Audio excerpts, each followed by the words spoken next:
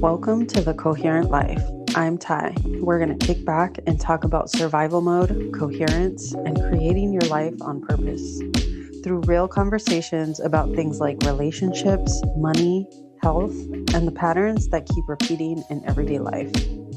If you already know that thoughts create reality, but keep getting pulled into old patterns, stress, or overwhelm, you're in the right place. I do energy healing. And depending on who you are, that either makes perfect sense or you immediately think that I'm woo woo or that I'm full of it. And I get that because if you're not familiar with this work, it can sound like something that isn't real or even something that's bad or dark or frowned upon, which is interesting because historically, that's exactly what was said about indigenous healing practices when colonizers were trying to erase them. So today I want to talk about it, what it is to me, and what I actually do. And if you've ever felt like something has been put on you, like something outside of you is affecting you, I'm going to say this now and we'll unpack it together through the episode.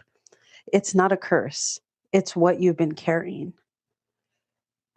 I didn't come to this work from curiosity. I came to it because I needed it. But also, if I'm really honest, this didn't start when I officially learned it. This started way before that. When I was younger, people in my family would tell me I had healing hands, and I didn't think anything of it. I wasn't trained, I didn't know what energy healing was, but I would sit with people and I would put my hands on them and intuitively massage areas where they were in pain, and they would feel relief. At the time, I didn't question it, it just felt normal. And then later in life, everything started to feel like it was collapsing. I was struggling with severe asthma to the point where I couldn't breathe and my medication wasn't working. I was in a toxic, codependent relationship, financially struggling, and navigating having a parent with addiction. I was definitely in survival mode. And at that time, I knew about the law of attraction. So I was trying to think my way into better situations, but my body was not on board. And there was a moment where I literally could not breathe. My inhaler was not working. My aunt had been recently attuned to Reiki level 2, so I texted her and asked her to please send me some healing energy. She did, and I could breathe again. That was the moment everything clicked, and I knew I needed to learn energy healing, not just for me, but because many people I loved were in pain, and I wanted to be able to help them the way my aunt helped me. Energy healing, the way I practice it, is working with the body's innate intelligence to restore balance. When I say energy, I'm talking about vibration, frequency, the underlying layer of everything. Your thoughts, your emotions, your body, your nervous system, it's all connected. And one of the modalities I use is the emotion code, which is based on this understanding. Emotions are energy. And when we experience something intense and don't have the capacity to fully process it, that energy can get stuck. And when it's stuck, it doesn't just disappear, it becomes a pattern. It affects your nervous system, your reactions, your capacity, your baseline state. So when we release that energy, what happens is the system becomes more coherent. There's better communication in the body, more access to clarity, more space to actually choose. Choose what? Your thoughts, feelings, and actions. Why do I think energy healing is an essential part of the healing process? Because change requires access. And when I say access, I mean access to parts of yourself that are not available when you're overwhelmed, access to your thinking, access to your ability to pause instead of react, access to options instead of feeling like there's only one way to respond. Because when your system is overwhelmed and dysregulated, your brain is not operating the same way. You are in survival mode. And in survival mode, your focus narrows. Your body is trying to protect you, so it prioritizes speed over clarity, familiar patterns over new choices, which means even if you know what to do, you cannot access it. That's the gap people feel. I know better, but I am not doing better because your system does not feel safe enough to choose something different. So, when we talk about access, we are talking about returning your system to a state where choice is actually available, where your prefrontal cortex is online, where your body is not in fight or flight, where you can pause and decide. Energy healing helps create that access.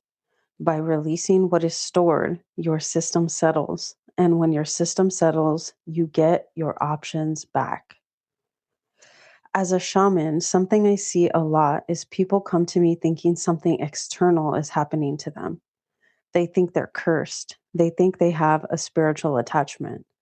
And what I actually find many times is that they're carrying emotional weight that has never been processed. Sometimes it's theirs, sometimes it's inherited. Sometimes there's what's called a heart wall, which is layers of emotional protection built over time. And all of that lowers your baseline coherence. And when your baseline is lower, you're more frequently in survival mode.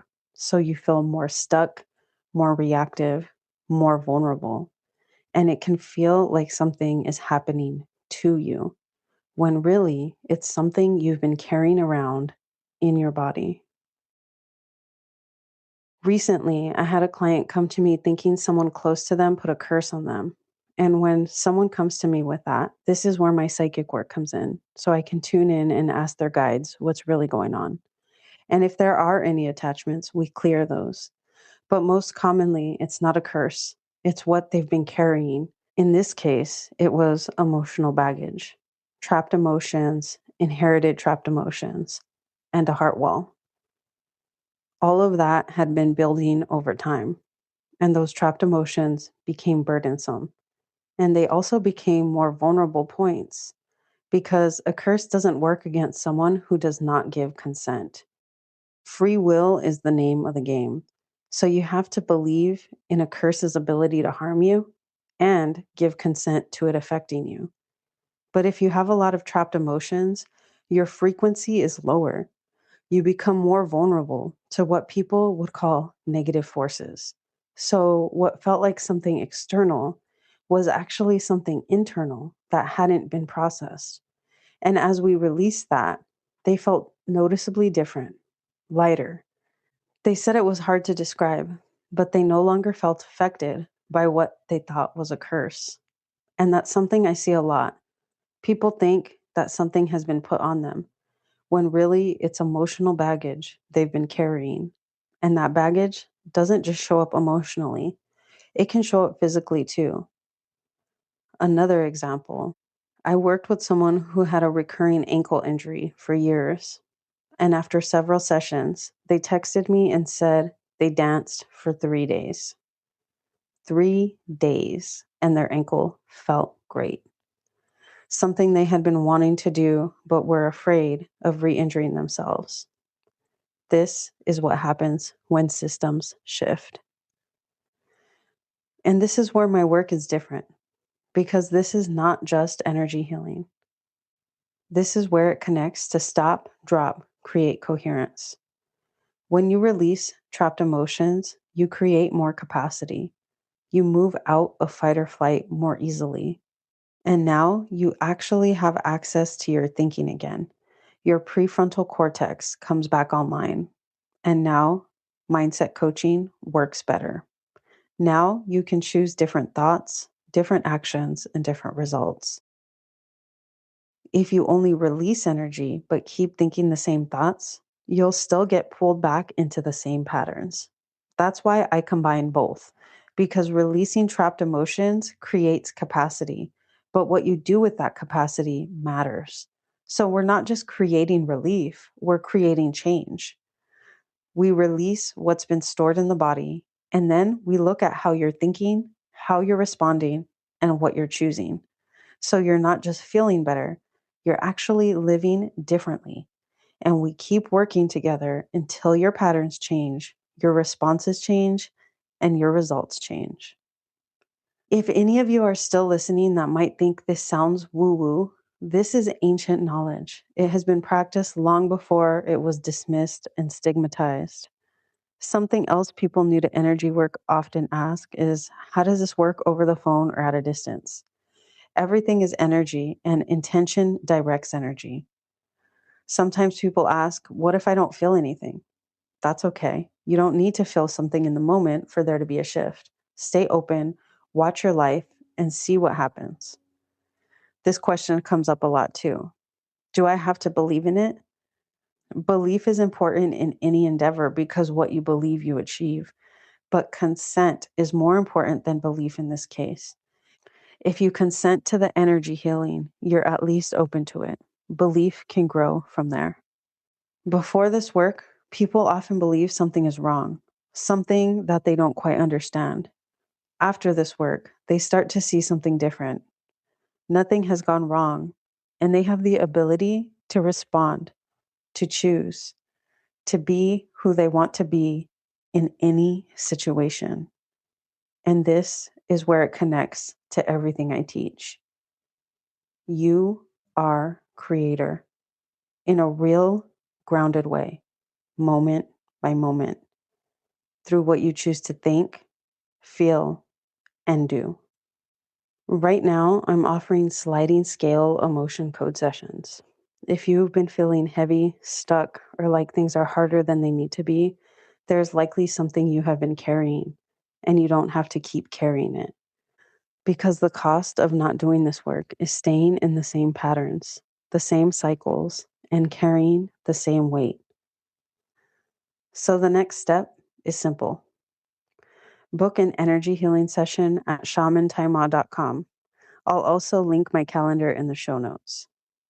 Or if you want to start building this capacity on your own, I offer a 4-week Stop, Drop, Create Coherence video series, a self-led container of evidence-based practices designed to help you come out of survival mode and create a new baseline of calm, clarity, and capacity. If you've been feeling overwhelmed, reactive, or like you know what to do but you can't access it in the moment, this is for you.